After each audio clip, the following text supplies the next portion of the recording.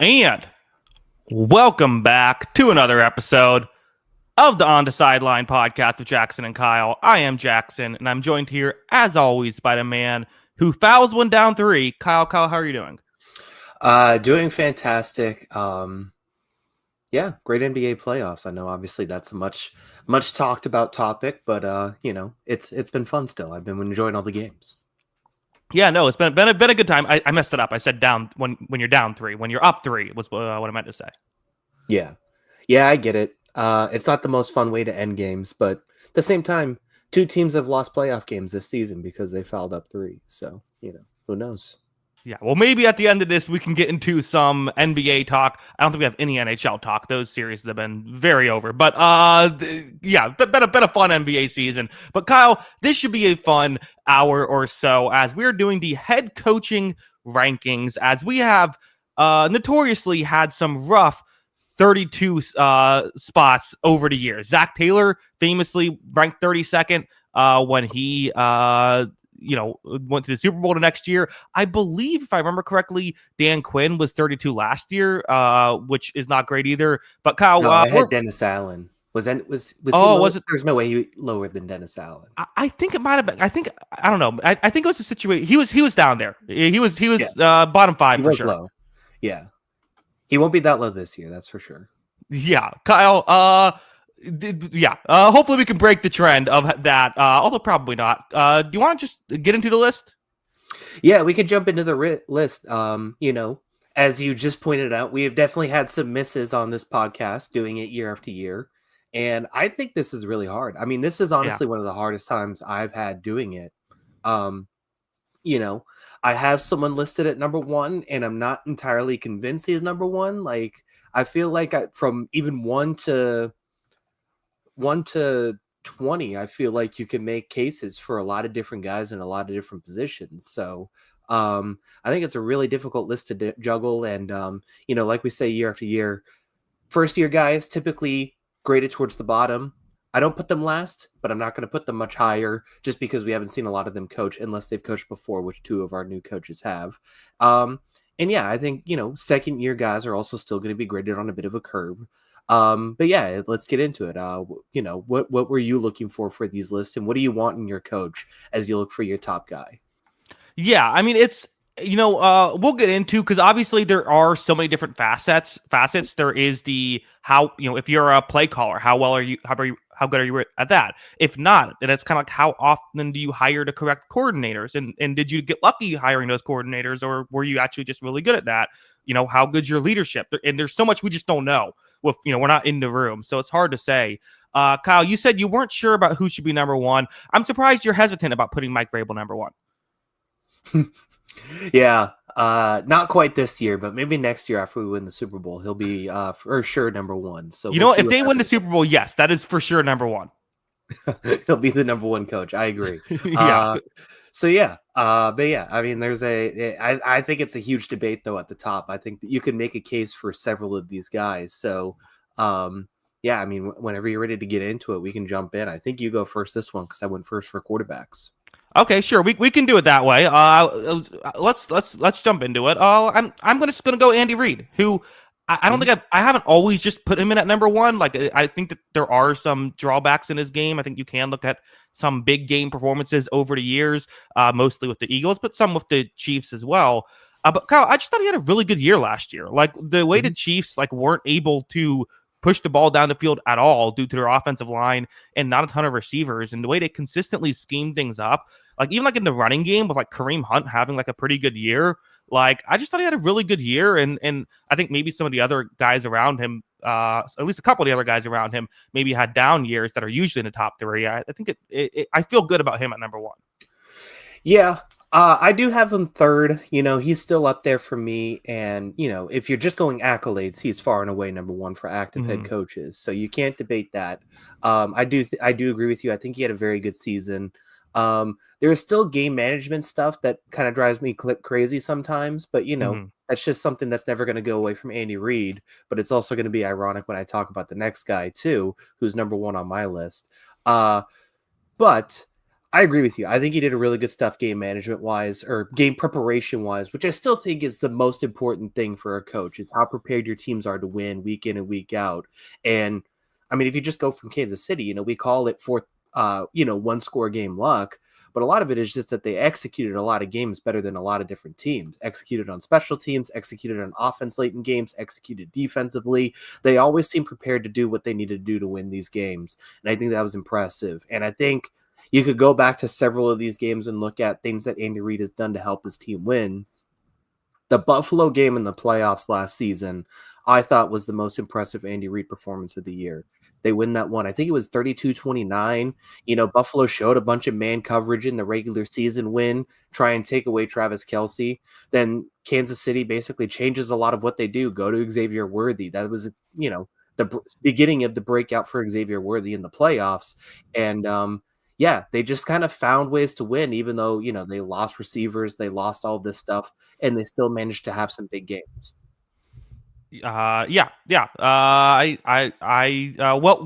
put, Kyle. And also, the only other thing I really have to add on is the Steve Spagnuolo of it all, which, I don't know how much you give him credit for, but hey, he hired that guy who's now maybe going to be in the Hall of Fame as a defensive coordinator, and probably wasn't that prior to going to Kansas City, although he was still very established with the Giants. But it's hard to go wrong with Andy Reid, although he is not your number one, Kyle. So who do you have at number one? Yeah. My top three guys, and honestly, you could argue my top four guys, are all very close because they check a lot of my big boxes, which is game preparation. 8. Yeah, player management. I mean, I could agree with that too. Player management, QB development / maximizing your quarterback, winning success, player development, staff management and development. All of them have all done a really good job with that. I think the one thing this guy sets apart more than anybody else, along with, all those guys are good at a lot of those things, is his ability to not just hire staff, but consistently develop staff. I think sets him apart more than anybody else. He is constantly producing some of the best assistant coaches in football, also developing players at a fantastic level, really setting a culture for his program, his franchise. And so I got Sean McVay. As my top coach. I think he is not number 4. He's number 2 for me. My bad. Yep. Wrong thing. He was number 4 on my list. That's why that came up. Yeah. So I just think he does a lot of this stuff. As far as that goes, I think he does it better than everybody else. And where everything is splitting hairs, I think him being a far and away like one of the top guy at that kind of set the difference for me. He is constantly developing great assistant coaches and maximizing his roster and his staff year after year. And he keeps losing guys year after year, and it doesn't matter because he keeps finding great guys to fill in the spots. Yeah, nobody has a better coaching tree at his young of age in NFL history. I will say, I don't know if he's quite on the hot streak defensive coaching wise as he was at the beginning of his career. I think the defenses haven't quite been as dominant the past couple years. It hasn't been as dominant, but they had a major talent influx in there too that I think plays a part. And part of the reason why the defense has stayed afloat is that he's been able to develop talent too in that regard. You lose debatably the best defensive player of the modern era to retirement, and your defense plays really well because you draft and develop some really good talented players. They traded Jalen Ramsey and still managed to stay afloat, and this defense is now all of a sudden trending back up through all of this because they're developing talent, they're developing coaches, all that stuff. Yeah, I mean, no, I'm not going to argue against Sean McVay. I mean, he's incredible. That he's one of those guys who, like you said, does hire well and does pay attention to the other side of the ball. He's one of the better play callers offensively in the league. I mean, and you kind of alluded to it in the Andy Reid discussion.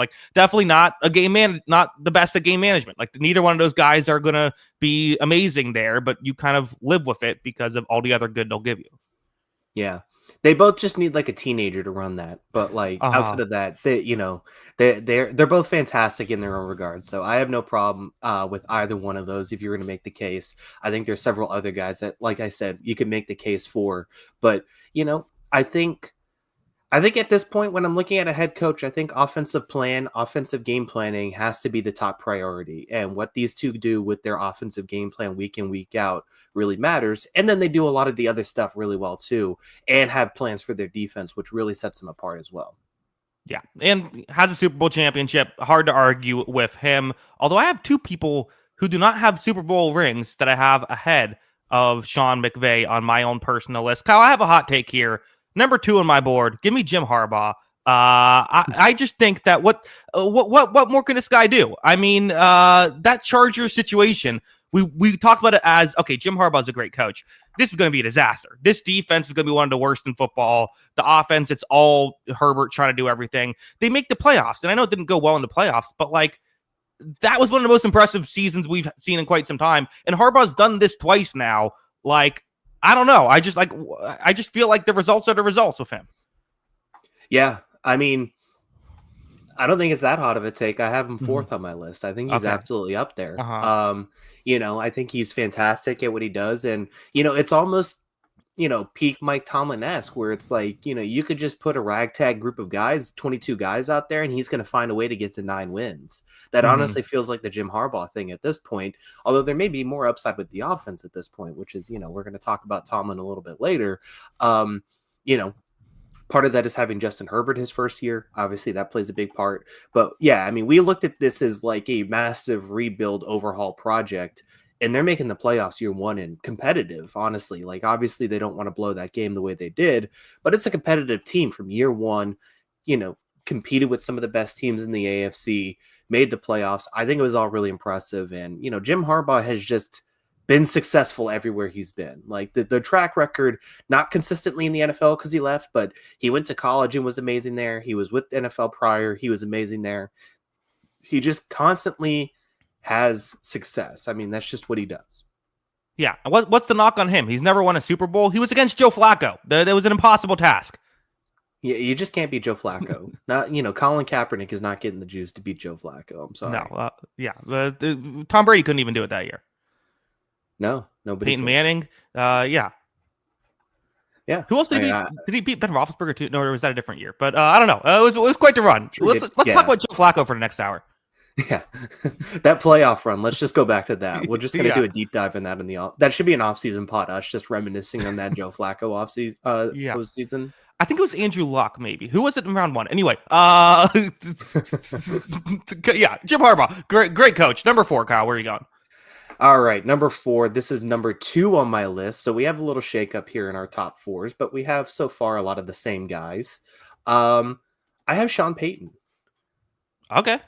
Another coach. I just continue to think, you could put a lot of guys around him, and it doesn't really matter. He's going to find a way to win a lot of games and be competitive. And I think 2 years ago, like he had these things where he was taking shots at like the old coaches of the Browns and disrespecting a lot of people, and everyone kind of took it personally. And all of a sudden it felt like it had this, and I think they gave up like 70 points in a game early in that season when he Miami, first took over. Yeah. And everything looked embarrassing. And all of a sudden it's like that team was really competitive at the end of the year. And it's like looking back at that team, that roster, and what they were doing, like I think I have a lot more respect for that season and what Sean Payton did. Looking at it now another year later. And not to mention, he goes and takes this big risk on a quarterback in the first round that not a lot of people had as a first round prospect. Not only does it work, they make the playoffs in year 1 because it worked that well. He did such a good job with Bo Nix in year 1, and they still don't have a ton of talent around him, and it's still getting better and better every day. He's coached an awesome defense. He's developing receivers that are getting better each week, even though it's still not top end talent. This guy is just really good at talent development, really good at talent identification. And yeah, he just finds a way to get success all the time. Yeah. I mean, I like this comment that says, I thought these guys were smart. I'm not sure what gave you that impression. Yeah, we never alleged to be that. Yeah, that's on you. No, I had Peyton at 12, and I don't know if that's too low because we're very far apart here. But like, again, we kind of talked about it with this list. Like, I don't think it's crazy to be 8 spots ahead. Like, I'm okay with putting him this high. I get the argument. Sean Payton, in my opinion, is a Hall of Fame level coach over what he's done over his career. You're right. Like the way he constantly gets the offense to work is fantastic. Great X's and O's guy.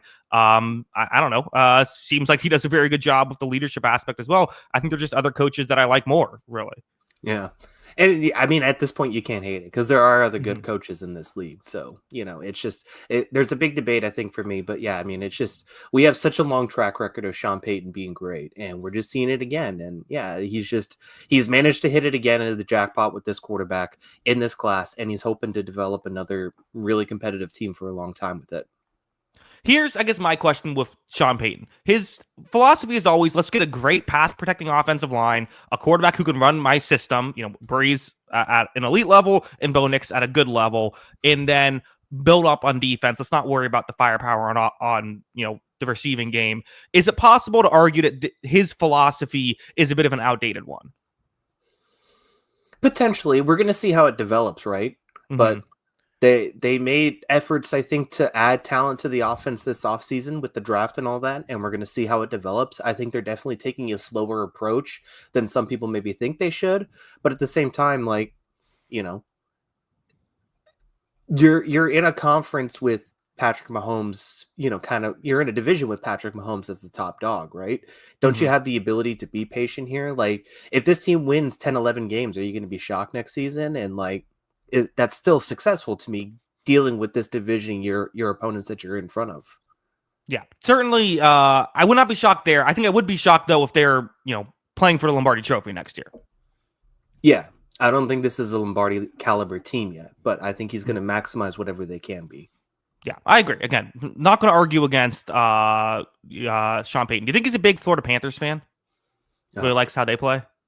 Probably. Yeah, I think so. Number 5 on my list is actually number 3 on my list. Number 5 on our list, Kyle Shanahan, a guy who, again, people don't like. I don't know. I mean, I think he's the best offensive play caller in football. Still, I think that the X's and O's are consistently fantastic. He is, much like McVay, great at hiring defensive coordinators. He hasn't hit every year, but hits a lot of years. The defenses are usually very good. Yeah, I mean, again, the fourth quarter Super Bowl stuff is what it is, but I think that's overblown. So yeah, Kyle Shanahan, number 5. I have no issue with it. I do have Kyle Shanahan 9th. And the big thing I have for Shanahan is I do agree he's still in the upper echelon of offensive play callers in the league. I think a lot of people are starting to catch up to him though. I don't think it's so like absolutely like I mean a lot of it is people are adapting his stuff, right? That's part of the strategy there. But like I don't know if it's like a slam dunk conclusion at this point that he is by far the best still. I think he's up there with the best. I think you could still consider him the best. That's for sure. But I think a lot of the other guys have intangibles that I like more and also are still really good at that offensive game management and offensive philosophy that compete with Kyle Shanahan in that level. I think 2 years ago, he was undisputedly the best. Last year, there was a lot of injuries. You could argue Ben Johnson over him, but like to me, I think I would say there's, 2 fighting for the crowd. I still think Shanahan is a step above McVay, who I think is also really good. Yeah. Yeah, I think those guys would be up there for sure. You could mention the other NFC North guys, Ben Johnson, obviously. Zack Taylor? Oh, you said NFC. Sorry. Yeah. NFC North guys. Heck, for my money, I still think Steve Sarkisian might be the best play caller in football, but he's just not in the NFL.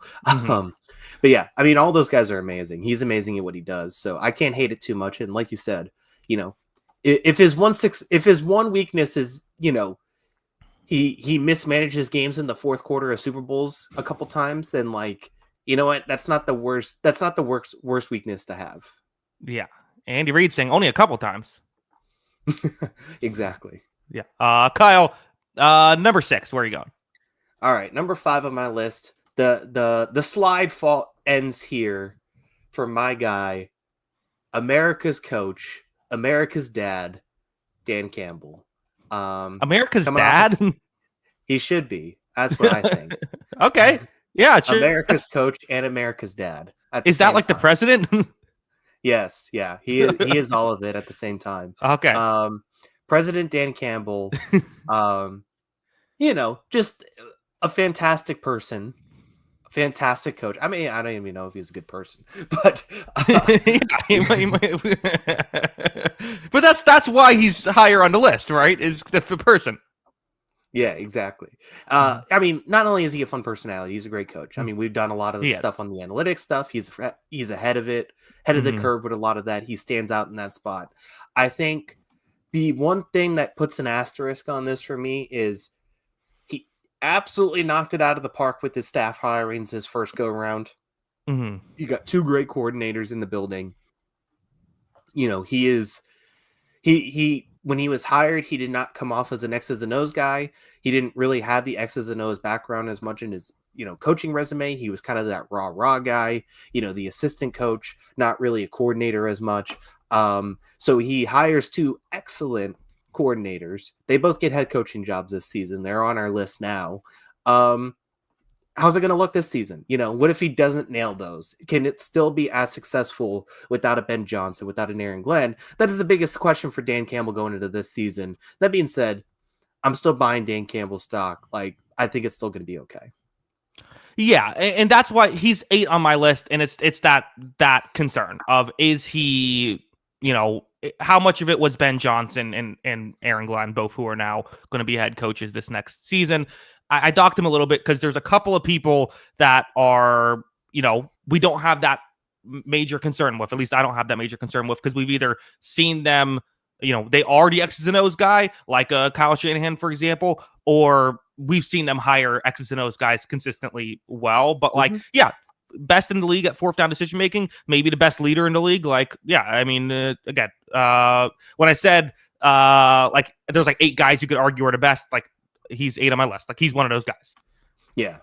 Yeah. I mean, he absolutely is one of those guys. And, one bad playoff game is not something that I'm going to hold against him. He was great last season in the playoffs. So, we'll see how they get better this year. They're going to try and make a run for it again. I'm still buying in on the Lions, and, I hope it works out for them, because it's fun when they're relevant like this. When you say one bad playoff game, is that from 2 years ago? No, the Washington game. Okay, because I feel like the one that people would point to worse would be the 49ers conference championship game loss. I don't know. Like, I didn't think it was that bad. Like, they were in position to win that game, weren't they? If I remember correctly. Yeah, no, they were up big, and then he went for it on a couple of fourth downs, and they didn't, when they could have kicked field goals, and then they didn't, and it probably got a bit too aggressive there, even for my taste. Yeah, I mean, maybe, but at the same time, I don't think it was like they just didn't look prepared for that game. The Washington game was my biggest issue. Yeah, and also they had I think you were playing defense out there for him. Yeah, exactly. But great coach, Kyle. Let's move on. There is one coach on this. There's a decent amount of Super Bowl champion coaches that are on this list. Only one of them in the past 10 years, though. So let me take that player, or let me take that coach, Nick Sirianni, Super Bowl champion from last year, a guy who I think 2 years ago I was way high on him, and then I looked stupid when the Eagles fell off a cliff last year. But then or I guess 2 years ago. Then this past year, though, I mean, a guy who the crowd was chanting to fire him when they were 5-2 last year. It was like midway through the season they were chanting to get fired, and then they go on to win the Super Bowl. Listen, multiple years now where his staff keeps getting poached, and now he's finally found a good defensive coordinator who won't get poached because he failed as a head coach in Vic Fangio. Sirianni, while people criticize the some of the game management stuff when it fails, he's consistently one of the best in the league at that as well. He invented the tush push, right? Like that was sort of his thing of like, let's do this. Let's consistently every fourth down and one do this. Let's play for fourth down and one so that we can do this play. Like, yeah, I mean, got to go with the reigning champ here. Yeah, I don't hate it. I mean, I have him right at 7 on my list, so I think he's absolutely up there. Like you said, he finally, he had zero influence on hiring Vic Fangio from what the reporting was. Vic Fangio just wanted to be closer to home, but my goodness, did he capitalize on did he capitalize it? He got the right coach in there. They still develop a ton of really great players. There's still a lot of player development going on in Philadelphia. That's fantastic stuff. And I still haven't been convinced, even with their coaches keep getting poached, that he's nailed the offensive coordinator hire year after year after year. It still feels underwhelming at times. We'll get to you, Kellen Moore. But They made it work last season and it looked great. So I think he's done a good enough job. There's a resilience to him, and I think all of that really matters. So yeah, I'm perfectly fine with Nick Sirianni in this conversation. Like I said, he was 7th on my list, and I mean, you can't fault what they did in that Super Bowl and the preparation they had for that one. They looked incredibly prepared to dominate that Super Bowl, and I think the coaching staff deserves a ton of credit for it. Yeah, I feel like the positives are like incredibly long, and the negatives is he tried to make Matt Patricia call plays defensively. Yeah, and like, that's a big negative. That hurts a lot. Yeah, I know from experience that that's not good. He didn't have him call offense, so that's better than defense, but it's still not great. Tough overall. Yeah. Hey, Patricia, when you go defense for you guys, it worked out okay some of those years. Yeah. That's why I have him 7 instead of 6. I still have one guy ahead of him. Yeah, understood. Yeah, Kyle. he tried to hire Matt Patricia once. Number 8 on your list. Where are you going? All right. Number 6 on my list. Number 8 on our list overall. Give me last year I called him the most boring personality in the NFL. And then he goes and just has a fantastic season with someone I thought was dead in the water, Sam Darnold. Give me Kevin O'Connell here at number 8 on our list. Another guy, I mean, he's fantastic with his offense. His offense is really inventive. I thought he did a lot of really good stuff with Darnold. I think that he maximizes that roster. I think he hires a great defensive staff. Obviously, Brian Flores is one of the best defensive coordinators in the game. And I mean, based on a lot of the off the field stuff, I don't know if Brian Flores is ever going to be poached. We'll see. Right. So yeah, I mean, he's fantastic at what he does. He's got this team humming. I think that they got a really good infrastructure, and I think they're going to be really good for a lot of years here going forward because of what he's doing there with managing that offense and maximizing that offense in Justin Jefferson.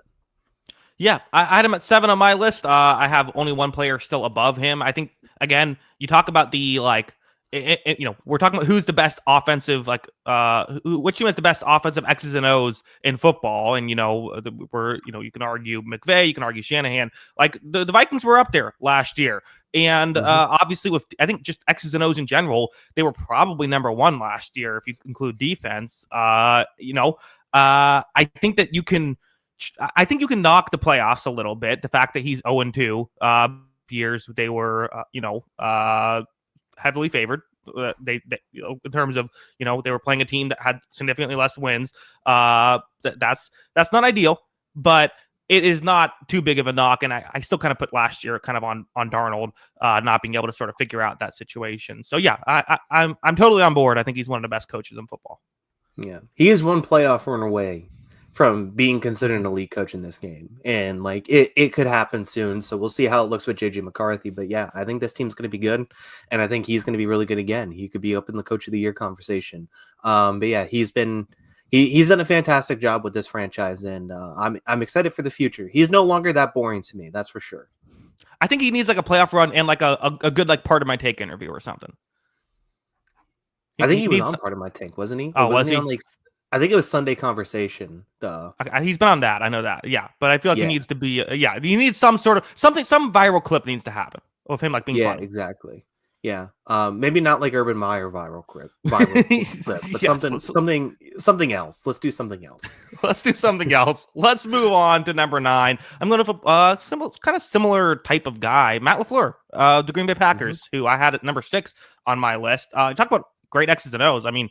You can make a case for him being number 1. I mean, I think every time I watched a Packers game, I was just blown away by how often guys were getting schemed open. Helps when you have a receiving court kind of full of number 2s. So, like, no one ever, he gets the credit basically because you have guys who can still run those routes, the setup routes, but then, like, you're not, it's spread out. So he kind of gets the credit, but he's really good. He's really good, great at that stuff. Hasn't always nailed the defensive stuff, but seemingly has kind of figured that out as of late. So yeah, again, still probably shouldn't have kicked the field goal against Tampa Bay in the conference championship game, but a very good head coach. Yeah, he has figured out the defense a little bit more. I love Matt LaFleur. I'm always going to defend Matt LaFleur.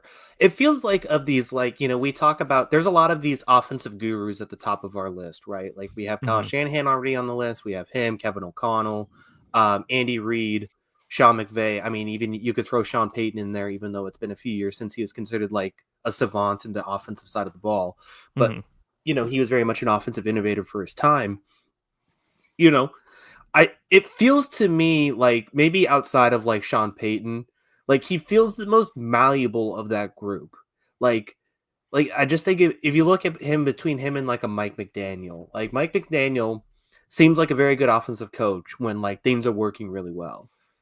This guy took Malik Willis last year, a whole bunch of like, changes at receiver because of injury. Christian Watkins didn't play a whole lot of the season, stuff like that. Christian Watson, excuse me. And yeah, I just think like it doesn't matter. He's going to find a way to maximize the team. And like he took Malik Willis's skill set and said, let's do this, and basically changed everything for a couple weeks to try and make it work. And it worked. Malik Willis played some of the best ball of his career, where he looked like barely an NFL player before he got there. He did a lot of good stuff with that. He built this offense basically around Josh Jacobs last year and then play action off of it. And he just seems to be very, very comfortable, where these guys always don't seem comfortable changing for offensive coaches. They want to run their scheme. They want to run their plays. He seems very comfortable doing the exact opposite and like, okay, this didn't work. Let's throw this all out and do something completely different the next week. Yeah, totally agreed. Let's move on to number 10. Where are you going? Super Bowl winning coach. I'm going to put him here. I mean, he's had a ton of success. I mean, this almost feels disrespectful to a point, but I did have my first 9 all taken. So he is 10th on my list. It's John Harbaugh. Look, I mean, John Harbaugh 10 on my list as well. Yeah, he continues to, again, we could point to, he has assistants on this list. He develops great staff. He hires great staff. For the most part, I think he's continues to maximize his roster in a lot of ways. There's a lot of things in playoff games that really drive me crazy. Not to mention, he's also really just annoying sometimes when he complains about things, but that's just my own personal bias getting in the way. But I mean, look, he wins a lot of games. He has a lot of success. I think he's really good with what he does. I think he maximizes the roster. I think they develop so much talent year after year after year. This team always has great defensive players, and I think a lot of it is developed internally too. He does a lot of great stuff for this team. Yeah, the Ravens are just an organization that makes consistent, smart decisions throughout. Harbaugh is certainly a part of that. The playoff thing has to be mentioned. I mean, it's not just that they've lost playoff games, but it feels like they don't look prepared in certain playoff games as of late, like specifically the Kansas City Conference Championship game, which is one they really probably should have won.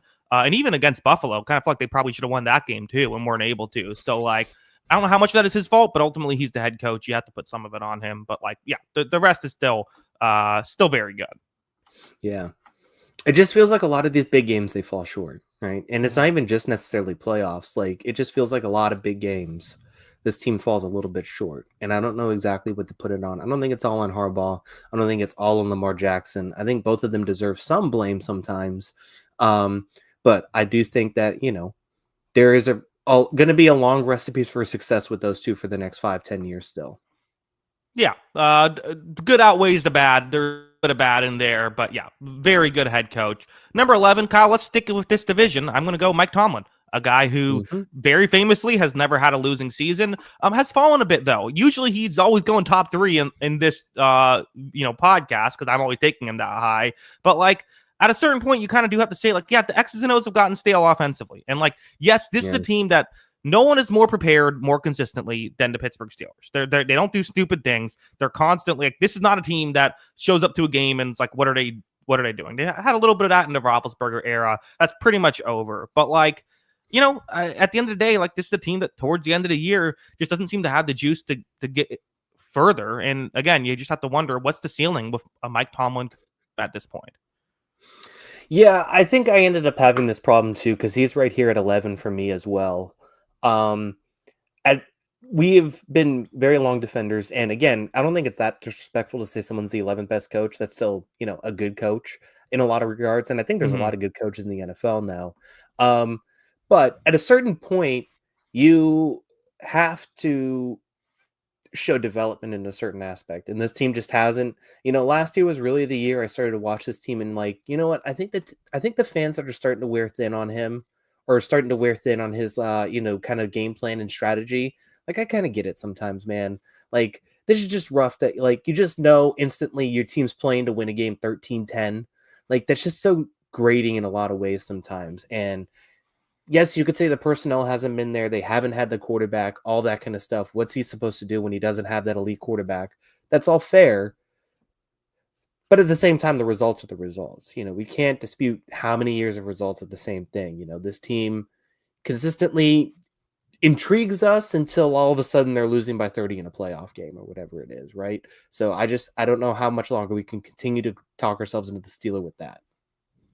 Zachary Stewart in the chat with a super chat saying, the steel curtain roller coaster at Kenny World has had major technical issues since it opened 3 years ago. It's a sign. Is this a joke or a real place? I don't know. Is it like a Kenny Pickett themed theme park? Yeah, that's what I thought it was going, but then it's like, it's a sign. Wait, I'm confused. Kennywood Amusement Park, West Mifflin, Pennsylvania. Okay, it's a real thing. Yeah. Okay, I did not know about this, but thank you for the roller coaster insight.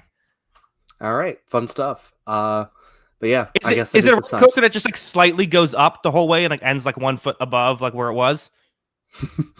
Yeah, and then a huge drop. Does it take you on like Kenny Pickett? Yeah. What was that hilarious play he had last year? Is that like? Oh yeah, it was the one where poor Kenny Pickett, his elbow got hit, but the angle didn't make it look like that. So it looks like he just threw the ball backwards. But then it was totally a reasonable thing to happen to him. But like no one showed the angle where his elbow got hit. Yeah. That's really funny. Yeah. Let's put it this way, because we just talked about Jim Harbaugh this way. Do you think if he had the Chargers team last year, he would have same success? I don't think so. No, but I mean, that's why I had Jim Harbaugh higher. Yeah. That team also was worse defensively than the talent the Steelers have had. That's the most expensive defense in the NFL. They should be good. Mm-hmm.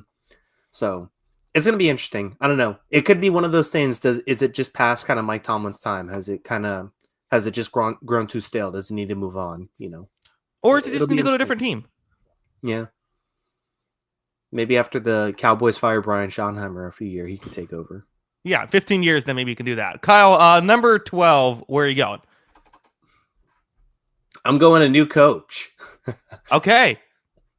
That high on I missed the Brian Schottenheimer. I forgot his name for a second. Brian Schottenheimer. I'm not that high on Brian Schottenheimer. I'm going new coach, but a former coach. I'm going Mike Vrabel. Like, look, okay.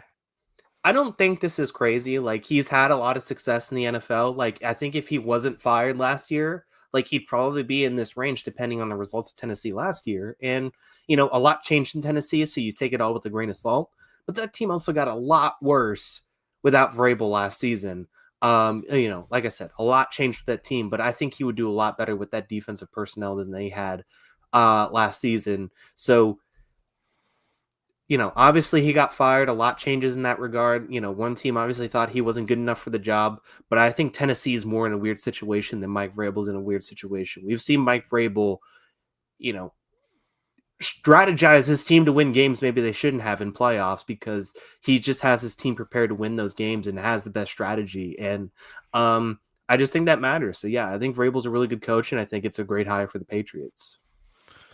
Yeah, it's interesting with guys like him and John Harbaugh and Mike Tomlin. Excuse me.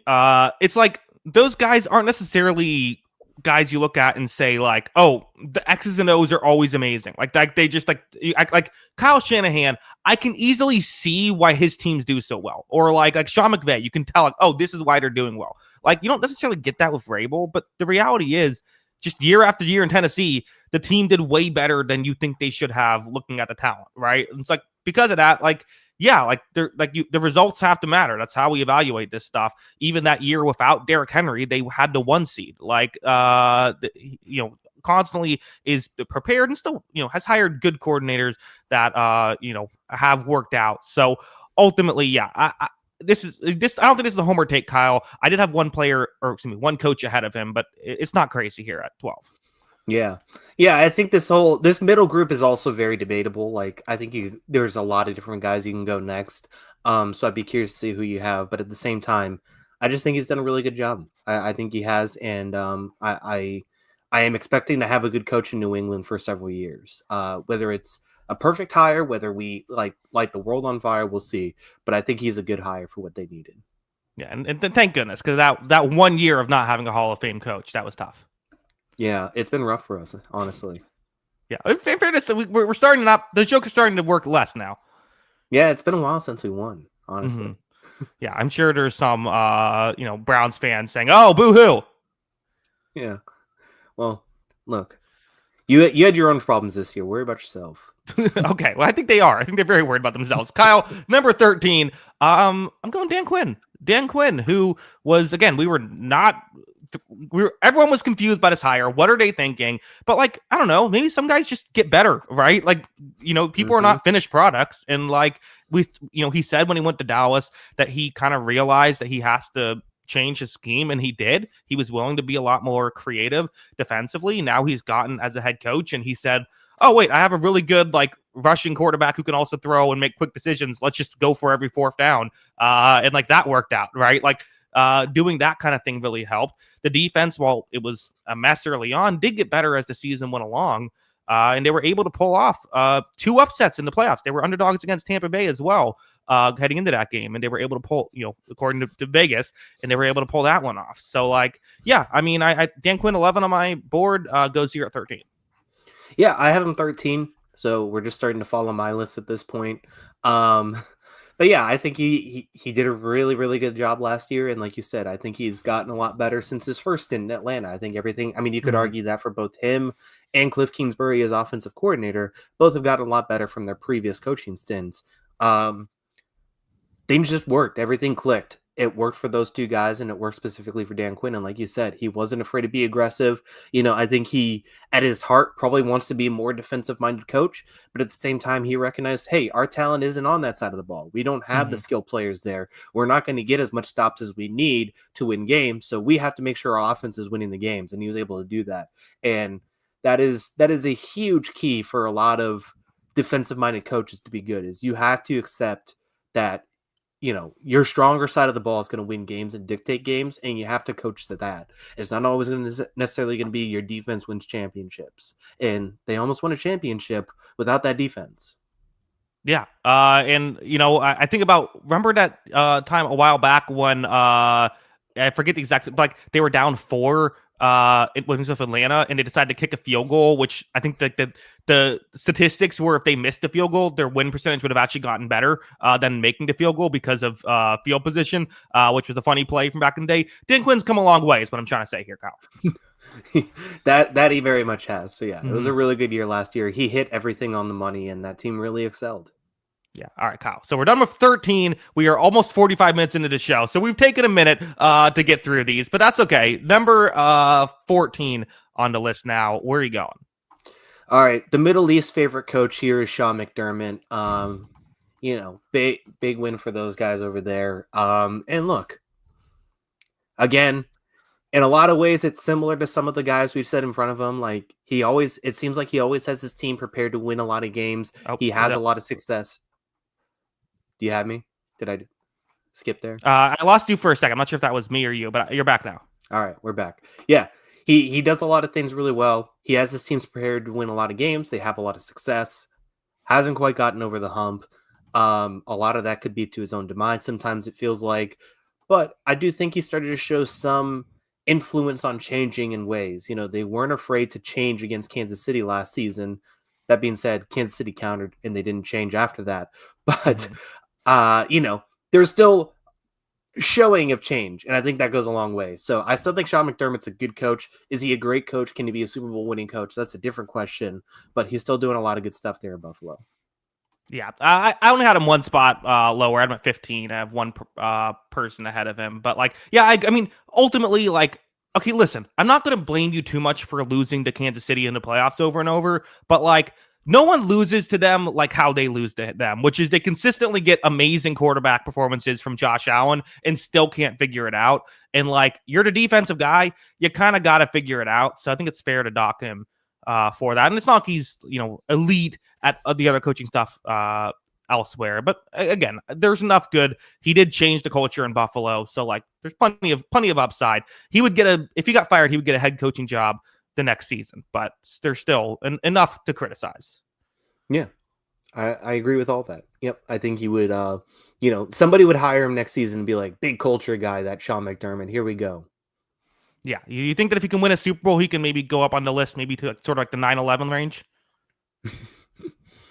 Yeah, I think he's aiming that high. He's aiming for the second of those two. Yeah, I think so. Kyle, let's move on. Number 15, I'm also going with a new coach, and not a new coach that has coached before, a purely new coach. I think it's the highest I've ever had a coach we have not seen be a head coach before, but give me Ben Johnson.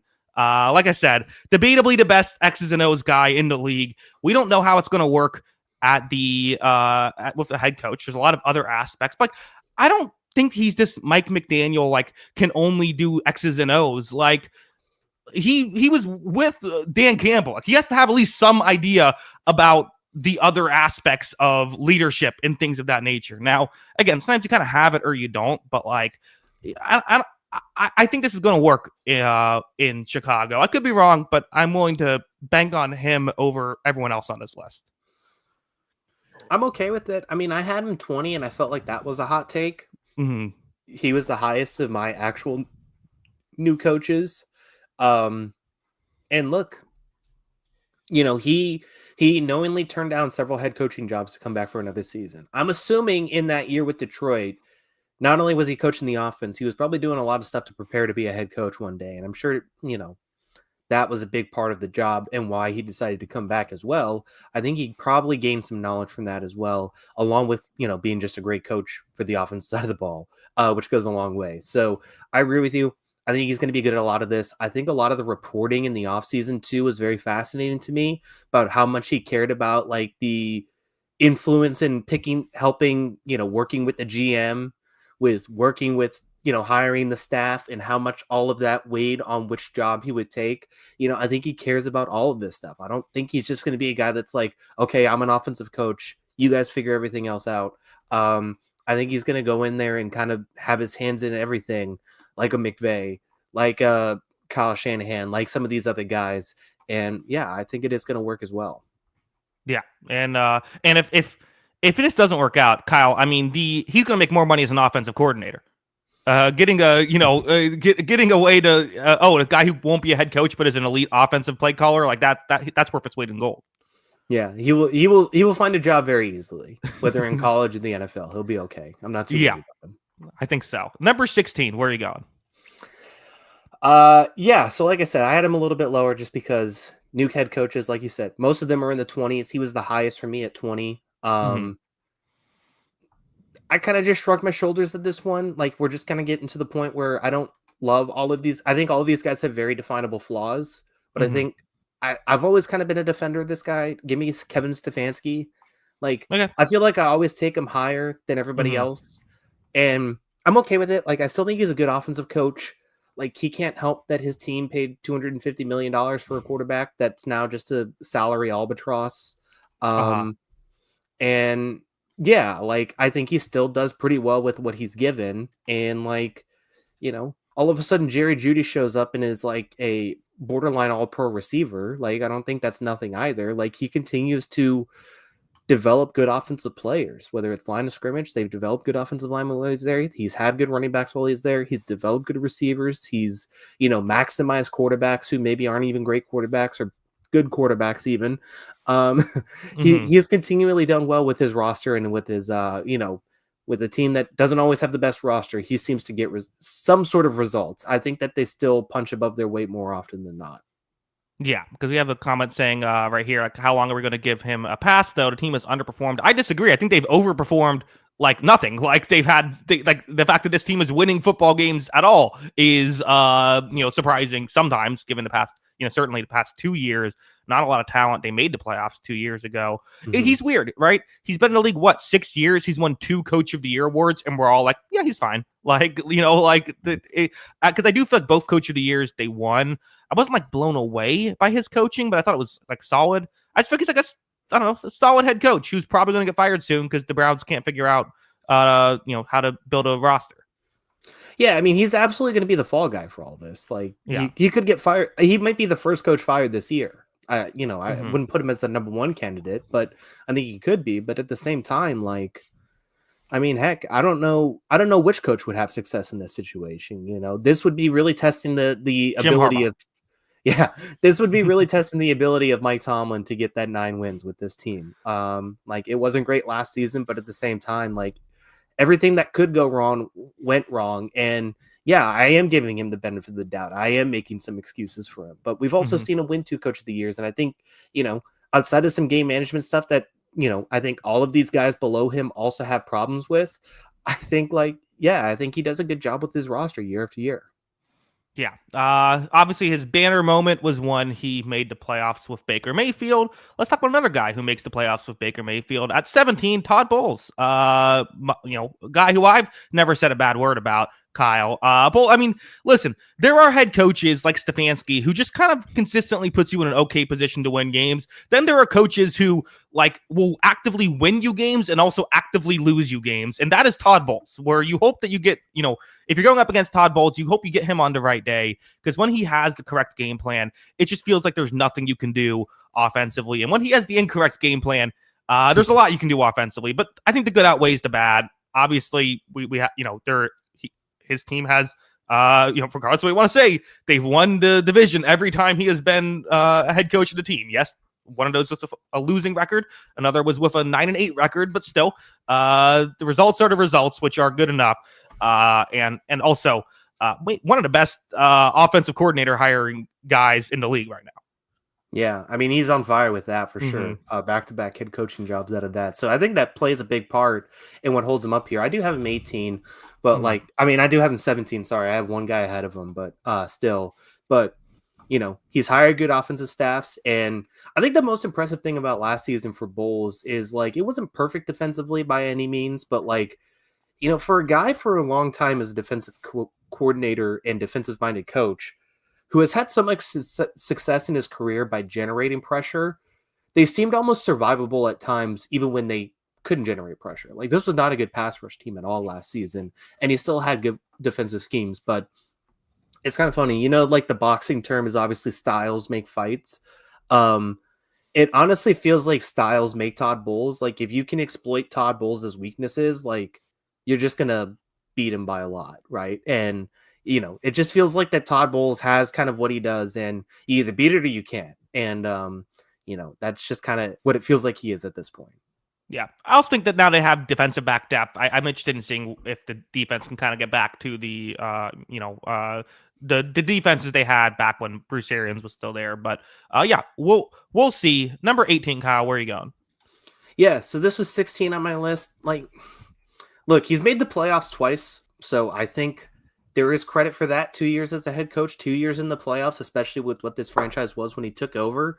DeMeco Ryans, look, there are still absolutely things that I watched about DeMeco Ryans last year that drove me absolutely insane. I want them to be a little bit more aggressive, all that kind of stuff. I think he coached for all the things we said about Dan Quinn and how he said we need to be more aggressive. I wish he would be more aggressive sometimes. That being said, his defense was great last year. It wasn't like he was dealing with the Washington defense.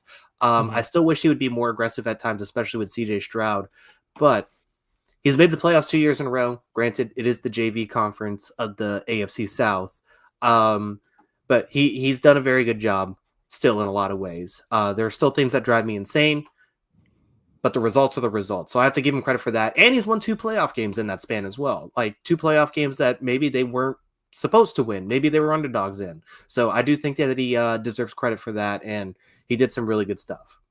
Yeah, that's right, because I believe they were underdogs against Cleveland as well, even though that game went very haywire for Joe Flacco and the Browns. But yeah, I mean, I agree. I had him at 17 on my list, so we both had him higher, just kind of the way the list fell that he goes lower. But yeah, I mean, again, not only did they make the playoffs, but they played well in, even against Kansas City last year. I thought they played well in that game. I think the offense was a bit stale last year. I don't know if that's all his fault, but that's kind of why he falls a bit. But yeah, I like DeMeco Ryans. I think he's, definitely has potential to climb this list. Yeah, 100%. I think he can get better at some of the head coaching things that he still struggles with. I mean, I think a lot of that does take reps. I think, like we said with Dan Quinn, coaches can get better. So I do think that is something that is, something you could continue to improve with. Yeah. Number 19 on the list, another young coach, Kyle, your guy, Jonathan Gannon of the Arizona Cardinals, who, like, I don't know. I just felt the Cardinals, they kind of had an underwhelming end to the year, but like, we all kind of thought that defense was going to be horrible. It ended up being okay. Not great, but like way better than we thought it would be. Kyler seems to be back to being Kyler again. Like the offense wasn't like elite, but it was good last year, and I just feel like they're moving in the right direction. So you have to prove it at a certain point. You can't be too high on the list if you've never made a playoffs. But like again, he's someone who I feel like I'm buying Jonathan Gannon stock. Yeah, I am too. Like at the end of the day, I do think they have gotten better each of the first 2 years, and maybe this could be like, much less charisma, but it could be like a Dan Campbell sort of leap where it's like they get a little bit better, they add talent, then they get a lot better sort of situations. It's not quite apples to apples with that one, but that could be the way less charisma. I mean, that's not even close. That's, that's way, they're on way to, less. Yeah, that's like saying like, Nathan Peterman has less talent than Patrick Mahomes. Yeah, it's a whole different ballgame with those two. But at the same time, I think that's kind of, if you're talking yourself into Jonathan Gannon, that could be the thing. But sooner or later, we do have to see the results, and that's what we're waiting for Jonathan Gannon. But he is getting a lot of the benefit of the doubt because that roster just hasn't been very good, and they compete like hell in a lot of these games. So I have no problem with it. I have him at 21. I have no issue with it, but I do think he is proven that he could be a good coach and that he could stick around for a few years for sure. So I got no issue. Well, who do you have 20? Or I guess who is going 20? Who you have next? I'm still buying low on this guy. I feel like I'm getting good value here. We had him top 10 last season and then the wheels fell off. I'm going with Shane Steichen. Like, I still think he's good at a lot of things, man. And I think we're just learning that maybe Anthony Richardson isn't it, and that's a bigger problem. But like, I don't know exactly what happened last season. It just felt like everything kind of fell apart. But at the same time, like, I still think 2 years ago and what he did was really good coaching. And I still want to see more of it. I still am giving him the benefit of the doubt. I'm going to give him 1 year benefit of the doubt before he really drops. But like, I still think there's a lot of good stuff there. Yeah. I mean, you talk about how much of football is about quarterbacks. It feels like he kind of gets everything else around football really well. The quarterback situation hasn't worked out. So the knock against him is he has not yet figured out that quarterback situation in Indianapolis. The excuse is Joe Flacco and Anthony Richardson were the two guys there last year. I'm willing to give him another year or two to figure this out. Yeah. I mean, that's the hope. They could be drafting next year, but hopefully he can nail that. But or maybe Richardson does start to show that development that they've been waiting on. But I'm not optimistic. Yeah, or Daniel Jones is passable. But yeah, I mean, he could win. He could be the next guy to win 10 games with Daniel Jones before he gets like $120 million. That could happen too. Yeah, be good. That'd be fun. That's just what that happened. Yeah. Kyle, number 21 on my list is Super Bowl champion Pete Carroll, who, like, again, a guy where you have to still ask, has the game passed him by? I mean, that's ultimately why he left the job in Seattle. I think I totally understand the hire by the Raiders. I think it was totally smart to say, let's just get a guy who's going to help give us a winning culture. And then, in a few years, we'll move on and figure out how to get better than that. They're trying to just get back to solid. I think Pete Carroll can do that. So like, I get the hire, but I don't know what this, I don't know if the game has passed him by or not. Maybe he's figured something out, but we'll see. Yeah, it's interesting. I had Carroll 25. And my question for him is just like, I think the game has passed him by. And I honestly feel like we've gone away from him for a year. And like, just forgiven some of the excuses that he's made or the mistakes that he made the year before. Because like, if you pulled up a side-by-side of the Seahawks from last season to 2 years ago when Carroll was a coach, the Seahawks got better last season with the new coaching staff in place. So what exactly was his excuse in that situation? Because the roster is not that much different. Obviously, variables year to year change. Like San Francisco's not in their division. The same San Francisco's not in their division, so they don't have to play that team twice, whatever. All that kind of stuff plays a factor in it. But like the team won 10 games last year compared to 9 games the year before. And a lot of the numbers for the team was just better across the board. Player development across the board was better last season. Was it like significantly better? No, but it was marginally better for a brand new head coach in a new situation. So like, I do wonder, I think this was still a decent hire for the Raiders because I think they got a guy that can come and instill a little bit of a culture is what they needed. They needed a culture change. And honestly, like 25 on my list, 21 on our list, Antonio Pierce probably would have been 32 on my list, to be honest. So, that's still a step up. And maybe that culture change will start something. But like, even if he's starting something in Las Vegas, I don't think he's seeing the finished product of Las Vegas. I think he's just pushing this in the right direction as someone who has done this for a long time and had success in the past. I don't think he's going to very much like see out a 10-win team anytime soon. Yeah, I almost wonder if this is kind of like the Buccaneers getting Bruce Arians. Now, that ended up working out really well when they get Tom Brady the following year and then win a Super Bowl. But, like, I think it's just like, let's just, like, you're probably not going to be around for the long term, but let's just, like, you can get us from bad to good, and then hopefully we can go from good to great. Or at least bad to, like, average. That's what they need at the very beginning, And I don't know if this team's going to be good. I don't know if he's going to be good. But that was my biggest thing with Carroll, because I do think it has passed him by. And, I mean, we can go with next on my list, which was Mike McDonald. I had him 19 on my list. I think he did a good job last season. I think they coached a good offense. You saw some real development from their young players in Jackson Smith and Jigba becoming one of the best receivers in football. What was this guy's thing in Baltimore that made him so special? Not only was he a great defensive coordinator in Baltimore, but he came up as a secondary guy. And you saw this secondary, they had Devin Witherspoon, obviously, but like Reek Woolen had a nice bounce back season. Kobe Bryant had a great season. Julian Love had a fantastic season in that secondary. All those secondary players in a ways got better. Not even mentioning Leonard Williams with a double-digit sack season. They lost Bobby Wagner, which was maybe their best defensive player under Pete Carroll, and still played pretty competitive defense at times and got better in certain areas and still saw development on the offensive side of the ball. I think he did a really good job in year one that kind of went under the radar because this team missed the playoffs. They won 10 games in a competitive division. Yeah, I agree. And again, if it wasn't for the Rams just getting hot at the end there, they would have won the division. So I agree that it was good. I still just want to see more because they've completely overhauled this team now. Where what's going to happen with Sam Darnold and all of that? He has a very clear skill set of thing he is good at, which matters, but it doesn't matter as much as offense does. So that's just the question mark. So I had him at 23 just for the unknown factor. I kind of put him with the new hires, but I think there is real potential for him to get better. Yeah, I think there is potential. I think there is definitely potential for him to get better, and I think he did a good job. I am fine with giving him the benefit of the doubt, but we are kind of hitting that range for me anyway, where it's a lot of newer coaches or coaches that I think are on their way out or new coaches altogether. So he's kind of at the top of that list for me, him and Shane Steichen. So I think those are two guys that I'm still buying low on. I think those guys have a ton of potential compared to some of the guys below them that I think could be on their way out or just I think have less potential. Let's go with a guy now at 23 who has coached in a Super Bowl, has developed some young players, although has not always looked great while doing it. Zack Taylor is my next pick at 22. He goes at 23. We've criticized certain aspects of Zack Taylor. I do think that he has improved as a play caller, but ultimately, again, the fact that these teams always start slow is not ideal. I don't know what that coaching staff could have done with that personnel defensively last year, but still they weren't able to figure out much of anything and ultimately lost a lot of close games too with Joe Burrow. But I still think the X's and O's leave something to be desired despite the firepower on offense. So falls a bit, but I still have to put him above the unproven guys. Yeah.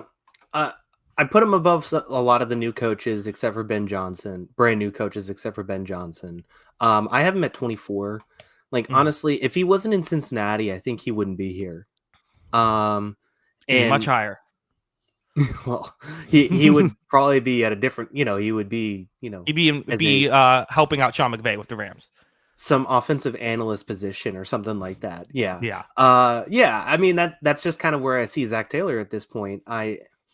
We could say that personnel wasn't good enough and maybe they just haven't draft well, but they spend a lot of investment on defensive players, man.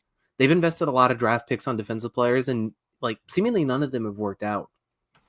Is that a player identification thing as far as draft goes? Is that a GM problem or is that a coaching development problem? We've seen flashes from guys like Cam Taylor-Britt, stuff like that. We haven't seen the finished products for seemingly any of those players. So yeah, I think that they're, Cincinnati does things their own way, so maybe he's not on the hot seat, but he would be, he is one of the 3 or 4 coaches that are, coaches that aren't new coaches in my mid to low 20s, and I think he would be firmly on the hot seat anywhere else. Oh, I mean, I agree he'd be on the hot seat anywhere else. I don't think he's even like. I think his job is more secure than Nick Sirianni. Yeah. I think if Sirianni has 2 bad years, he's out. I think if Zack Taylor has 2 more bad years, he's fine. Yeah, that's crazy. Cincinnati does things their own way, that's for sure. So I don't know what to evaluate it, but that's just why I had him a little bit lower. Zack Taylor might have the most job security in the NFL. Crazy. No way.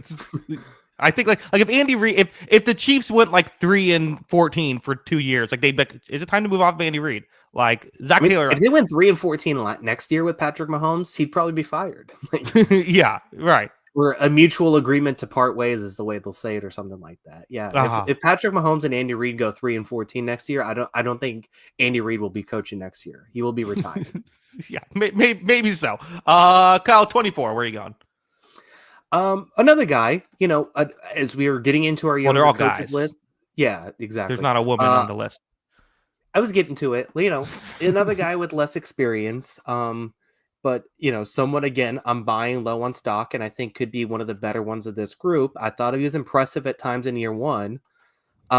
Give me your boy Dave Canales here. I think he did a good job in year one. We saw the development in Bryce Young. It took the extreme measures of benching him to bring him back to this point, but I thought it was a good job with that. I thought he managed the situation as best he could. And look, this team was a laughingstock to start the year, and by the end of the year, they were a heck of a lot more competitive and beat Atlanta at the end of the season. So, the personnel's still not there. All the talent's still not there. But I have him 22 on my list. I thought there was a lot to really take from that season that was impressive, and I thought he did a good job. Yeah, I had him at 25 on my list, although I only had one guy still ahead of him on my board at this point. Yeah, I like Dave Canales. Here's my thing with Dave Canales is like, I don't know what to do with him because Carolina was so bad last year. Like, I don't know what you expected to work. The reason he was brought in was to help fix Bryce Young, and he did exactly that. He helped fix Bryce Young. Bryce Young was great once he got back from being benched, and this is now 3 years in a row with Geno Smith, Baker Mayfield, and then Bryce Young that he's taken a quarterback who nobody thought was good and made them a player who's playing at like a Pro Bowl level. So, he's great at that. My question is, can you do anything else? And that's still I have no idea because the Panthers were so bad last year. Yeah. He's getting the benefit of the doubt for sure. But you just look at what that team was to start the year and what they were to finish. I think it was a huge in-season coaching development. That was impressive. I guess the question is going to be, because like you said, he was hired to do one thing. He's seemingly already on the right path to doing that one thing really well. How long do we give him the benefit of the doubt for everything else? Because this team's not going to be competitive next season. So, if they're 3-4 wins next year and Bryce Young continues to have decent numbers, all that kind of stuff, shows more development, then all of a sudden, is his seat warmer? Is that even fair? Because, like I said, I think this is still a long project for this team to be more competitive. Yeah, and we talk about the security Zack Taylor has, and Carolina's the opposite. Dave Canales could be fired week 5 if it starts horribly. This is the complete other way around. Yeah, great ownership situation there. So, I hope he has the benefit of the doubt because I hope the recognition there is that this team is not ready to compete, or maybe he does compete and all of a sudden he shoots up into the top 15 of this rankings. Yeah, I still think if you're a head coach, a new head coach, and you're on a rebuilding team, just purposely have the first 3 games lose by 100 each game, and then people are gonna what a turnaround. That's the move. That's not what Dave Canales did. He just happened to have a good turnaround. But that's what you should do.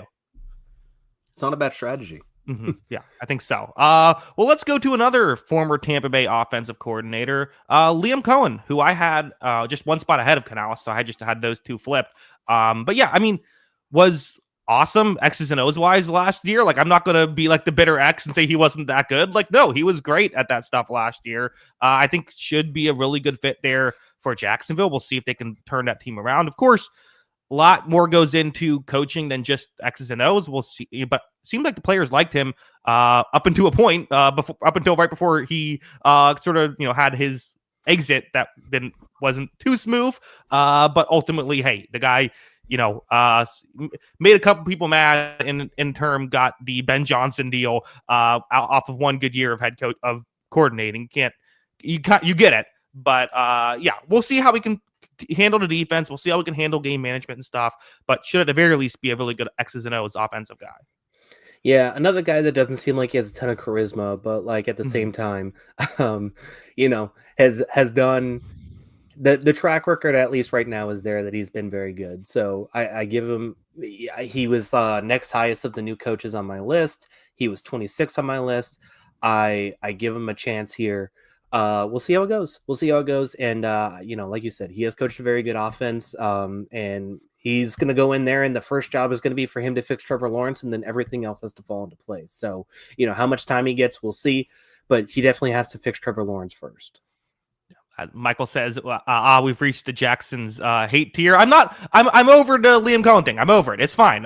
We'll see how it works out. I'm not a Liam Coen hater. Were you mad at it? Like actually mad at it at first? I think I was like annoyed, like, oh, come on. But I wasn't, but like, I don't get mad too often. I don't get that mad at things like that. Yeah. Like, I understand it, like how annoying it is that happened, but at the same time, like, you're becoming an NFL head coach. Like, you're never going to not be mad at someone for taking a promotion, I feel like. Even if it's handled poorly, I get it. But it's still a promotion at the end of the day. No, him taking the deal was absolutely, like, justified. It was just, he could have given Todd Bowles a call and said, hey, they just offered me a ridiculously way more money than I thought I was going to get, so now I'm going back on it. Yeah. Oh, well. Yeah. We'll see how it goes. Yeah, that's all. It could have handled it better. It doesn't make him a bad guy. Yeah. What are we at now? 26. All right. This is 23rd on my list. He is the highest of my guys I have firmly in the hot seat, but he is very much on the hot seat still. Mike McDaniel.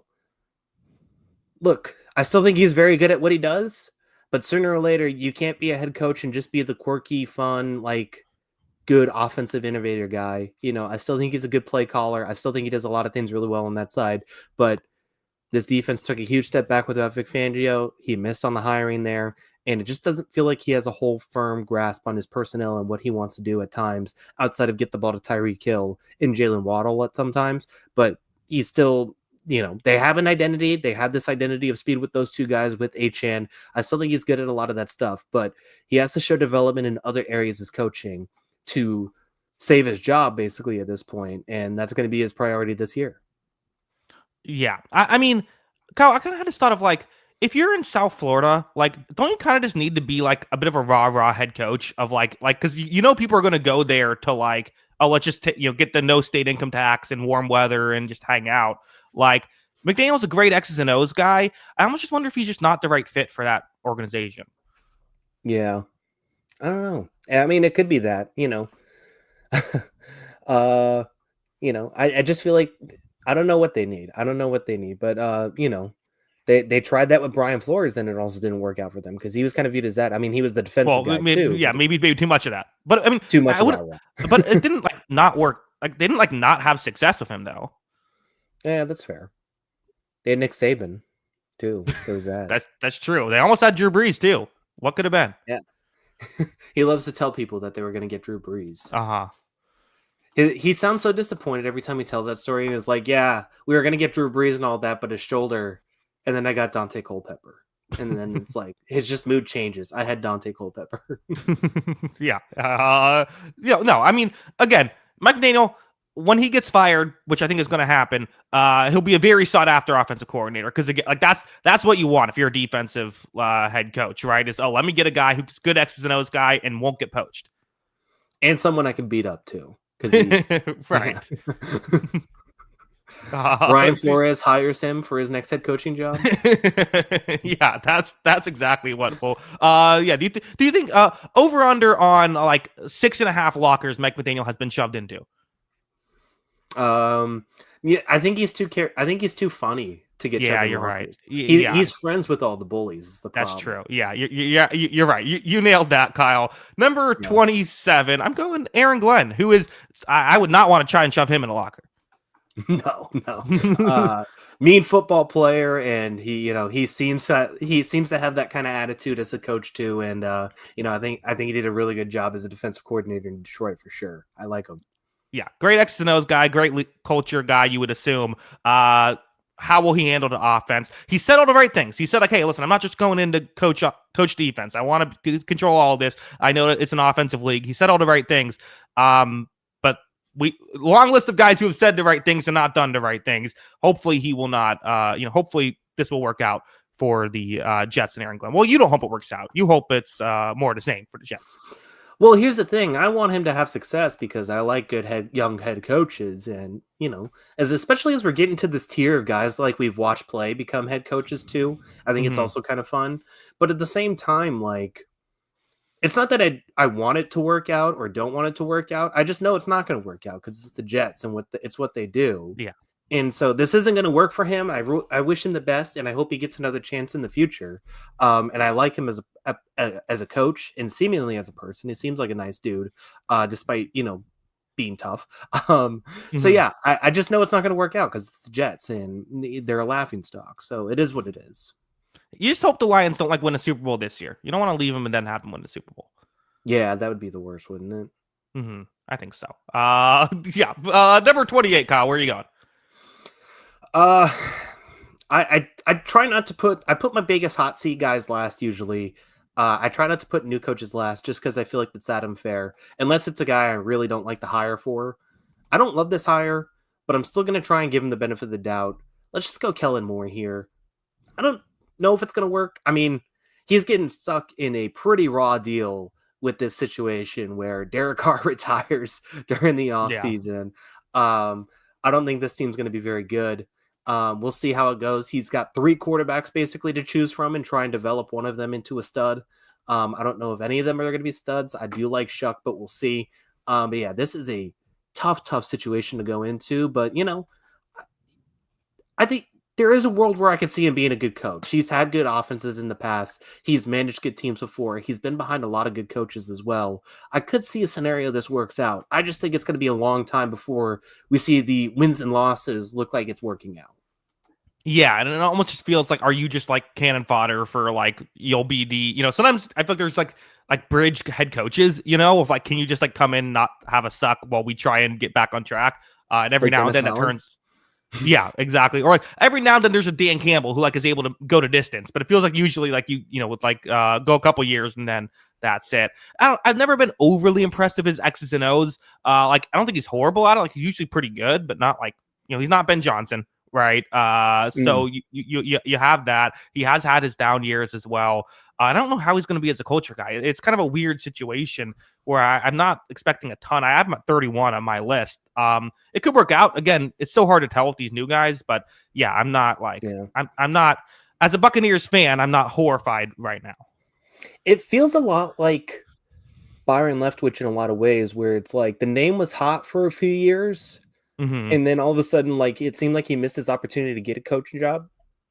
And then, it fizzled. The only difference is that his name fizzled. And then he got a head coaching job still. Yeah. Helps to win a Super Bowl after your name fizzles. Right. And maybe it's just the saying, let's just get somebody in the building and see what he can do. We have nothing to play for at this point. But, I mean, up until Derek Carr retired, I don't think the Saints were ready to necessarily say, oh, let's just suck. I don't think that was their strategy, or else they would have traded some of these guys. So, it's going to be interesting to see how that plays out for the Saints. Yeah, I could see it being a one and done. Like I said, I try, unless I really, really hate the hire, I don't put the guys 31, 32. So that's why I just have the other hot seat guys lower. So he and Schottenheimer got above for me. Gotcha. Well, let's go to someone who is certainly a hot seat guy. A lot of people thought might have gotten fired last offseason. But I still don't know if he's a bad coach, even though his record's horrible. Brian Daboll, who horrible record. And so he was a little bit higher on my list. I had him at 27.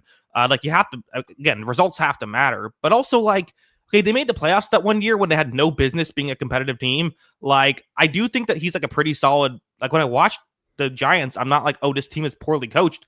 It's just this isn't this is the bad team that isn't able to play well because of that. But ultimately, again, you have enough bad seasons.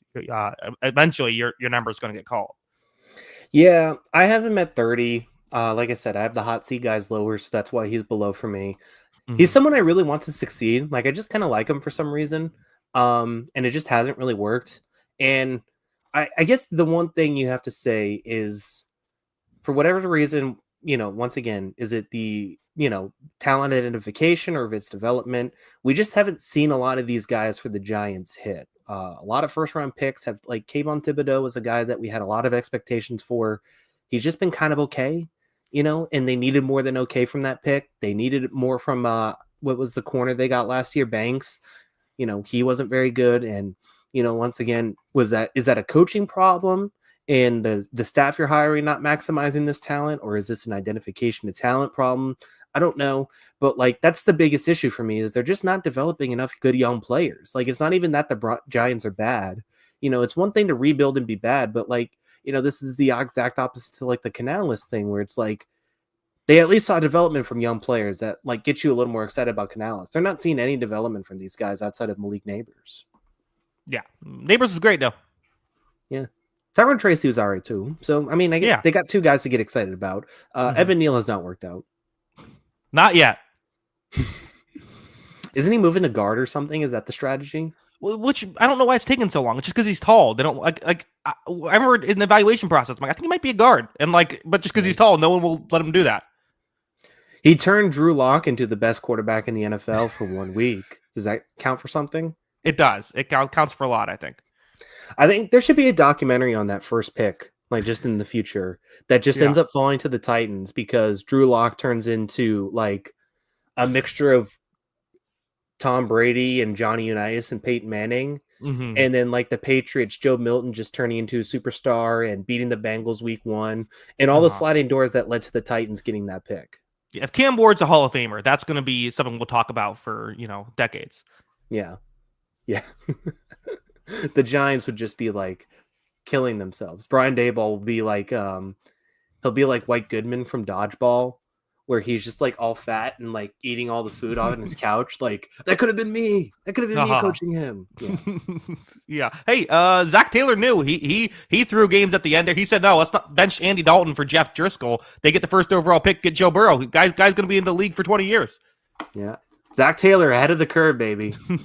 Yeah. Kyle, 3 coaches left. Number 30, where are you going? Yeah, like I said, new coaches that try and get the benefit of the doubt and don't put them last. Let's see what Brian Schottenheimer can do. I don't, the history of guys who have been assistants for like 10 plus years and then get their head coaching chance typically isn't great. The track record isn't awesome. I've already forgotten the name of that one Texans coach that before DeMeco Ryans. I know you're talking about, but I've also forgotten his name. Yeah, the Ravens guy, Yeah. It's not a huge like run of success for those guys usually. It's usually questionable hires.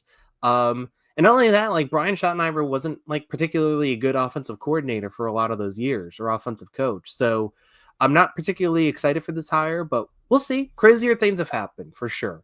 I don't think it'll be a one and done because the Cowboys don't really do that. But at the same time, I'm not overly excited. So, I'm running out of things to say. It was David Coley. The Texans had a run. We're way too long on the show to be talking about this, but the Texans had a run where they went Romeo Crennel as a interim, then David Coley for a year, and then Lovie Smith for a year. I mean, what a 3-year stretch. And that was before Bill O'Brien, or that was right after Bill O'Brien. Yeah, Bill O'Brien looking a lot better in hindsight. Yeah, maybe DeMeco Ryans should be hired. Yeah, maybe we should have DeMeco Ryans top 10. Honestly. Yeah. Brian Schottenheimer was last on my list. I don't get why he's hired. I don't understand this. There could be something I don't know. We'll see what happens. But for now, everyone else, I feel like there is more positives than with him. So he's 32. Yeah. I mean, look, if I'm not going to put if I wouldn't do that, I would probably have it this way because I didn't like the hire. It was my least favorite hire, but like, we'll see. Marty Schottenheimer, is he in the Hall of Fame? I think he's in the Hall of Fame. He should be. Or, I mean, he was a good coach for a number of years, so maybe there's some family lineage there. You're not feeling it? Or maybe just like he was around and like Jerry's like, how about you? I know Marty Schottenheimer. Yeah. Yeah. No, this is Brian. Who's that? That's probably how the interview went. It's like, Oh, my dad's in the Hall of Fame. Maybe I think he's a good coach. I don't know. That's probably what happened. Yeah. Yeah, very much is, oh, you're Marty Schottenheimer? Wow, we can get Marty Schottenheimer? Jerry, Marty's been dead for 4 years. This is Brian. Yeah, I think that I was looking up. I don't believe he's in the Hall of Fame. He's in the Chiefs Hall of Fame. Okay. Yeah, that's fair. Yeah, I didn't know if he was actually in the Hall of Fame, but I mean, he had some good years. Yeah, sure. Let's move on because we're an hour and 25 minutes into this and we're doing Marty Schottenheimer. He's in that Invincible movie as the Eagles coach too. I mean, that happened. Number 31, I'm going Brian Callahan as the, listen, guys had 1 year. They finished the worst record in football. I don't think he was that bad. I don't know. Again, I don't know if it's totally fair to put it all on him, although it's not the Titans were expected to be a first overall pick candidate heading into that year. So, it didn't work out. I'm not going to hold it too much against him that he couldn't make Will Levis work. But again, I mean, everyone else except for one person on this list that has coached, I feel like there are more positives than I've just seen yet from Callahan, but we'll see what happens. Yeah, I agree with this. He's 31 on my list. This team had more defensive talent than I think given credit for. They should have been better, I think, at times. I do think that, my expectation was 5 wins. They won 3, and it's still a step backwards to me. It just didn't work. And yeah, I mean, there just wasn't a lot of options for them, but this team clearly at a certain point decided to tank, and I don't think he helped the cause all that much. And that's why he was down here for me. I don't think he'll be a 2 and done, but at the same time, I wouldn't be shocked. They fired Mike Vrabel, for this guy, and you didn't get the result in year 1, and now you're getting a rookie quarterback. They want to see the development there. No, they kind of got the results they wanted, maybe. Yeah, I mean, maybe. They got the results Brian Daboll wanted. That's for sure. Yeah. It's his fault. I mean, Drew Lock, he could have cut him. He could have traded him to Tennessee. If Cam Ward's a Hall of Famer, Brian Callahan has to just buy Drew Lock a house or something. Drew Lock has a statue in Tennessee now. Yeah, exactly. It's like that one year, Andy Dalton won a game in the last moment and then got the Bills in the playoffs, and they all donated to his charity. It's something like that. Yeah, Drew Lock and Clay Travis just have a podcast together and then a statue together about the Tennessee Titans, Tennessee Heroes. Yeah. Kyle, number 32. We'll just blow past that one. Number 32. There's only one person left. Raheem Morris, who was number 32 on your board. Memoriam. That's my 32. No, I'm just kidding. That's a joke for any soccer fans out there. I derailed you though. Keep going. No, I was going to. It's your pick technically. So why? I had him at 30. He was 32 on your board, right? So why? Yeah, I think there's some issues there. Yeah, that's fair. Didn't work out too well in year 1 for a team that felt like it should have won their division pretty easily. They did not. Lot of missed opportunities. It feels like late in games, the game management still feels like it's not there. This defense for a defensive guy took a huge step backwards. And yeah, I'm not entirely convinced on the future of Raheem Morris. This is his second chance as a head coach. And yeah, I think that it didn't look too great in year 1, and we'll see what happens in year 2. Yeah, I mean, why he was low on my list? He was 30, and he was the lowest of the. I did have a couple new hires lower than him, so he was the lowest of guys who have coached before. The biggest thing I kept going back to was not playing your quarterbacks in the preseason when you had one who was coming off an injury and is going to be rusty, and the other who is a rookie. And you have 2 quarterbacks, so usually you don't want to play them because what if someone gets hurt? This is actually a situation where you're kind of okay if that you don't want it to happen, but you're okay if it does. Not doing that, I think, really hurt them. Cousins was really rusty when he played against Pittsburgh week 1, and Penix, maybe he would have gotten some of his rookie mistakes out of his system when he had to get thrown in. I also thought that he just waited way too long to put Penix in the first place. Wait until the third to last game to finally make that call. He can get better, he can improve. I legitimately think every head coach here might work out. I don't think there's a single one I'm that's just a bad head coach, but if I had to pick one, it might be him. Yeah. It's not great when you fire Arthur Smith, who nobody wanted there, and then you debatably look worse than Arthur Smith. Yeah, I think I don't know. Falcon fans hated Arthur Smith. I didn't think it was the worst in the world, but they hated him. I didn't think he was I didn't hate him. I don't think he should have got the hate he got. But I understand what would rub people the wrong way. Sure. At the same time, but it didn't look better. this year. Like, Yeah, it's not like much. it was like it it's not like was marginally. yeah, it's not like Kyle Pitts was getting 10 targets a game.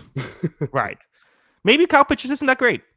Yeah, maybe that is. I will say, I think Drake London and Bijan Robinson both looked better this year. Yes. Yeah, I would agree with that. But they're fourth string tight ends, not getting as many targets. But even then, like, you know, the as bad as Kirk Cousins was, like, it's better than it's better than Desmond Ritter. Like, yeah, it's just more expensive than Desmond Ritter. Yeah, at worst, it was like equal. Yeah. So yeah, I think it was a tough year for Raheem Morris. We'll see how it goes, but you know, it's not looking too good for a second chance at the head coaching job. Yeah, we'll see if he can turn it around. Kyle, let him know you can find us on Twitter before we head out. Yeah, make sure to follow us on Twitter. That is at Jackson Kruger. Make sure to follow me at by Kyle Gronin, and make sure to follow the account page. That is at On the Sideline JK. That's at On the Sideline JK. Of course, you've like audio only podcast. Anywhere you get your podcast, search On the Sideline podcast. We should be available there. Kyle, I said we could do some NBA talk if this doesn't go long. It went a little long. Yeah, it went a little long. Let's get out of here. We're good. Yeah. Bye, everybody. Yes. Okay. Thank you to everybody again. We will see you next week where we'll talk about something. 6 p.m. Eastern. Until then, have a good one. Peace.